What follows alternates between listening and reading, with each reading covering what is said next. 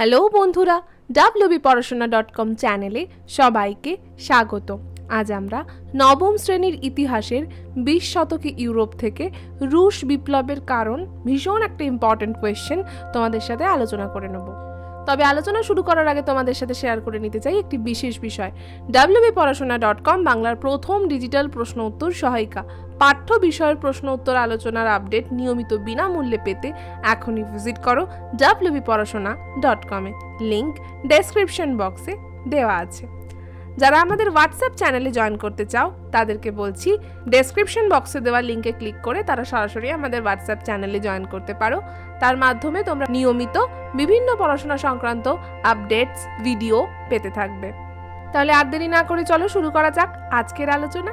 আজকের প্রশ্ন, রুশ বিপ্লব বা বলশেভিক বিপ্লবের কারণগুলি উল্লেখ করো। এটা কিন্তু অনেক সময় দিয়ে দেয় পরীক্ষায়, মানে তোমাদেরকে একটু কনফিউজড করার জন্য যে রুশ বিপ্লব না বলে বললো বলশেভিক বিপ্লব। তোমরা অনেকেই বুঝতে পারো না, কোয়েশ্চেনটা ছেড়ে দিয়ে চলে আসো এবং মার্কসটা চলে যায়। তাই তোমাদের জন্য দুটো নামই দিয়ে দিয়েছি। আধুনিক বিশ্বের একটা অন্যতম উল্লেখ্য ঘটনা হলো 1917 খ্রিস্টাব্দের রুশ বিপ্লব। মানে সেই সময় কিন্তু মনে রাখবে প্রথম বিশ্বযুদ্ধ চলছে। রাশিয়ায় বলশেভিক দলের নেতৃত্বে নভেম্বর মাসে এই বিপ্লব ঘটেছিল, তাই এর আরও একটি নাম আছে, একে নভেম্বর বিপ্লবও বলা হয়। এই বিপ্লবের প্রধান যে কারণগুলো ছিল সেগুলো আমরা এবার আলোচনা করব। প্রথম, সামাজিক বৈষম্য। মুষ্টিমেয় কিছু ধনী অভিজাত পরিবার দ্বারা বৈষম্যমূলক রুশ সমাজ নিয়ন্ত্রিত হতো। তার মানে সমাজে বৈষম্য ভালো মতো ছিল এবং একটা খুব ছোট সংখ্যার মানুষ, মানে নাম্বারটা খুবই কম, মানে এবং অবভিয়াসলি তারা ধনী, খুব রিচ অভিজাত শ্রেণী, তারা কিন্তু বাকি গোটা সমাজটাকে কন্ট্রোল করত। এই অভিজাত শ্রেণীর কাছেই দেশের জমি কুক্ষিগত ছিল, ফলে কৃষক এবং শ্রমিক শ্রেণী সামাজিক ও অর্থনৈতিকভাবে খুবই দুর্বল হয়ে পড়ে। স্বাভাবিক, সবটাই যদি মালিক পক্ষের হাতে কুক্ষিগত হয় তাহলে লেবার পক্ষ বা শ্রমিক বা মজুর বা কৃষকরা তো দুর্বলভাবে জীবন কাটাবেই। ক্রমশ ধনীরা আরও ধনী এবং কৃষক শ্রমিকরা আরও দরিদ্র হতে শুরু করে। দ্বিতীয়ত, কৃষকদের অবস্থা। একটু আগেই বললাম মালিক পক্ষের হাতেই ছিল ম্যাক্স পার্টটা, তাহলে কৃষকদের অবস্থা ঠিক কী দাঁড়াবে? খুবই শোচনীয়। 1861 খ্রিস্টাব্দে ভূমিদাসদের মুক্তি হলেও তাদের অবস্থার কিন্তু কোনো উন্নতি হয়নি। জমির মালিকানা থেকে তারা বঞ্চিতই ছিল। কৃষক সম্প্রদায় রাষ্ট্র, স্থানীয় জমিদার এবং মিরদের নানাবিধ কর প্রদানে বাধ্য হতেন। তাহলে দরিদ্র কৃষকরা সামান্য জমির মালিক, তাহলে ভাবো, একদিকে আয় কম, একদিকে তাদের কোনো মালিকানা নেই কোনো জমির ওপর, তার ওপর আবার প্রচুর পরিমাণে কর দিতে হচ্ছে, তাহলে তাদের আর্থিক অবস্থা কি দাঁড়াবে? অবশ্যই খুব শোচনীয়, অবশ্যই খুব ভয়াবহ। তারা বাধ্য হতো বিভিন্ন জমিদারদের কাছে মজুর হয়ে খাটতে, সুতরাং তাদের অবস্থা দিনে দিনে সঙ্গীন হয়ে উঠছিল। এবার আসি শ্রমিকদের অবস্থায়। একই রকম অবস্থা। রুশ সরকার বিদেশি শিল্পপতিদের স্বার্থ রক্ষা করলেও শ্রমিক স্বার্থ ও সুরক্ষায় তাদের কোনো নজর ছিল না, কারণ শ্রমিকরা গরিব মানুষ, তাদের কথা ভেবে কি হবে? শ্রমিকরা স্বল্প মজুরিতে অধিক সময়ের জন্য কাজ করতে বাধ্য হতেন। কি করবে? খাবার দাবার তাদের জোটাতে হবে, সেই কারণে প্রচুর পরিমাণে বেগার পরিশ্রম করতেন তারা, তার বদলে হয়তো খুব সামান্যই অর্থ তারা পেতেন। এবং অবশ্যই খুব একটা ভালো জীবনযাপন তাদের ছিল না, খুব অস্বাস্থ্যকর পরিবেশে, ঘিঞ্জি জায়গায়, খুবই খারাপ খাবার খেয়ে কোনো রকমে সেই টিকে থাকার মতন করে টিকে থাকতো। তবে বাকি অংশ বলার আগে তোমাদের সাথে শেয়ার করে নিতে চাই একটা বিশেষ বিষয়। wbporashona.com নিয়ে এসেছে to the point ebook series. তোমাদের অনেকেরই ইতিহাস ভূগোল পড়তে ভালো লাগে না, এর একটা বড় কারণ হচ্ছে ওই মোটা মোটা সহায়িকা, বড় বড় বই, কতটা পড়বে, কি বাদ দেবে বুঝতে পারো না। স্বাভাবিকভাবেই এত কিছুর মধ্যে হারিয়ে যাও, গুলিয়ে যায়, পড়া মনে থাকে না এবং যা হবার তাই হয়, মার্কস খারাপ হয়। তাই তোমাদের এই সমস্যার কথা মাথায় রেখেই আমরা নিয়ে এসেছি এই to the point ebook series. পাওয়া যাচ্ছে ইতিহাস আর ভূগোলের ওপর। কি থাকছে? প্রতিটা অধ্যায় থেকে আমরা সমস্ত ইম্পর্টেন্ট পয়েন্টস প্রতিটা চ্যাপ্টারে একত্রিত করেছি, এবং যাতে এর লেন্থ গিয়ে দাঁড়িয়েছে মাত্র 30 পাতা। তাহলে বুঝতেই পারছো, মোটা মোটা 300-400 পাতার বইয়ের কাছে এটা কিছুই না, খুব নগণ্য। আবার এর পুরোটার মধ্যেই কিন্তু, আবার এই 30 পাতার মধ্যেই কিন্তু সমগ্র সিলেবাস রয়েছে। সুতরাং তোমরা যদি এই ইবুক দুটো ভালো করে পড়ে ফেলো তাহলে কিন্তু তোমরা পরীক্ষায় অতি সংক্ষিপ্ত ইভেন কিছু ক্ষেত্রে বড় প্রশ্ন খুব ভালোভাবে আনসার করতে পারবে।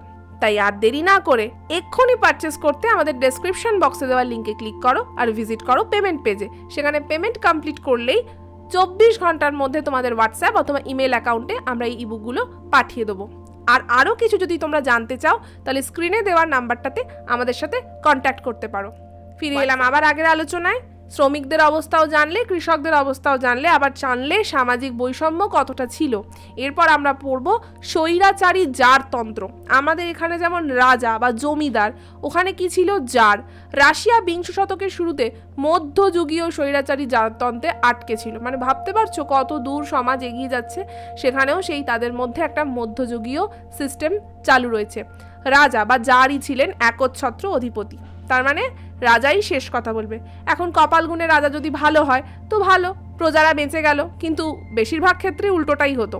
রাজা অত্যন্ত স্বৈরাচারী হতেন, অত্যাচারী হতেন, তার নিজের ইচ্ছা মতো যা খুশি করতেন, এবং যার ফলত সাধারণ মানুষ খুবই কষ্টে দিন কাটাতো। বলসেভিক দলের নেতৃত্বে শ্রমিক ও কৃষক সম্প্রদায় উপলব্ধি করে যে জারতন্ত্রের যদি উচ্ছেদ না ঘটানো যায় তাহলে কিন্তু অবস্থার কোনোদিনই উন্নতি হবে না। এই জন্য আমরা সবসময় গণতন্ত্রকে সাপোর্ট করি, কারণ গণতন্ত্রে সকলের, তোমার আমার সকলেরই একটা সময়ের পর, মানে 18 বছর হবার পর অধিকার আছে তাদের মতামত দেওয়ার। কিন্তু এই জারতন্ত্র বা রাজা যেখানে থাকতো সেখানে কিন্তু এই অধিকারটা দেওয়া হতো না। এরপরে আসছি সামরিক ব্যর্থতা। 20 শতকের শুরুতে রাশিয়া জাপানের কাছে পরাজিত হয়। এমনকি প্রথম বিশ্বযুদ্ধেও রাশিয়া ধারাবাহিকভাবে ব্যর্থ হতে থাকে। তাহলে ভাবো, ঘরে এত অশান্তি, এইভাবে দিনের পর দিন মানুষ না খেতে পেয়ে খুব অস্বাস্থ্যকর পরিবেশে জীবন কাটাচ্ছে, তার মধ্যে আবার বাইরে অন্যান্য বিদেশি শত্রুদের কাছে পরের পর হারছে। এই সামরিক ব্যর্থতা রুশ জনমানসে বিরূপ প্রতিক্রিয়ার সৃষ্টি করে, ফলে তারা কি হয়? ক্ষেপে ওঠে এবং রুশ বিপ্লব হয়। এরপরে আসছি অর্থনৈতিক দুরবস্থা। এত কিছু যে মানুষ মেনে নিতে পারতো যদি তাদের অর্থনৈতিক অবস্থা স্থিতিশীল হতো, সেও নয়। বিপ্লবের আগে রাশিয়ার অর্থনীতি প্রায় ভেঙে পড়ে। 1914 খ্রিস্টাব্দে রাশিয়ার বৈদেশিক ঋণের পরিমাণ ছিল 5400 মিলিয়ন রুবেল। ওদের যে কারেন্সি তার নাম রুবেল। রাশিয়ার শিল্পে বিদেশি পুঁজিপতিদের একচ্ছত্র আধিপত্য স্থাপিত হয়। তার মানে আমার দেশ, আমারই সব কিছু, কিন্তু প্রফিট নিয়ে যাচ্ছে কারা? বিদেশি বিনিয়োগকারীরা। তাহলে আমি কি পাবো? আমার তো একটা বিরাট বড় লোনের বোঝা, তার মধ্যে আবার বিশ্বযুদ্ধ, তার মধ্যে আবার আমার দেশের মধ্যে জারতন্ত্র, মানে একটা ভয়াবহ অবস্থায় দাঁড়িয়ে যায়। সেই মানুষের দেওয়ালে যখন পিঠ ঠেকে, মানুষ বিপ্লব করে ওঠে, মানুষ জেগে ওঠে। ঠিক তেমনই হয়েছিল, রাশিয়াও বিপ্লবে সামিল হয়েছিল। আশা করি তোমরা আজকে পুরো পড়াটাই বুঝতে পেরেছো। এইটা বুঝে নিয়ে যদি তোমরা লিখতে বসো, দেখবে প্রত্যেকটা কোয়েশ্চেনের আনসার খুব ভালোভাবে লিখতে পারছো। আরও যদি এরকম প্রশ্নের উত্তর শুনতে চাও আমাদের কমেন্ট করে জানিও, এবং ভালো লাগলে লাইক আর কি করবে, বন্ধুদের সাথে শেয়ার করে নিও। আরও এরকম বহু প্রশ্ন রয়েছে আমাদের ওয়েবসাইটে, ফ্রিতে পড়তে চাইলে এক্ষুনি আমাদের ডেসক্রিপশন বক্সে দেওয়া লিঙ্কে ক্লিক করো আর পৌঁছে যাও আমাদের ওয়েবসাইটে। সেখানে তোমরা এই ধরনের প্রচুর প্রশ্ন, শুধুমাত্র ইতিহাস নয়, বিভিন্ন সাবজেক্টের প্রচুর প্রশ্ন রয়েছে, বিনামূল্যে তোমরা সেগুলো পড়তে পারো। আর যারা আমাদের ইউটিউব চ্যানেলটাকে এত কিছুর পরেও সাবস্ক্রাইব করনি, তাদের সাথে আরই করে দেবো, প্লিজ সাবস্ক্রাইব করে পাশে থাকা বেল আইকনটা প্রেস করে দাও। আবার দেখা হবে অন্য কোনো পর্বে, ততক্ষণ টাটা।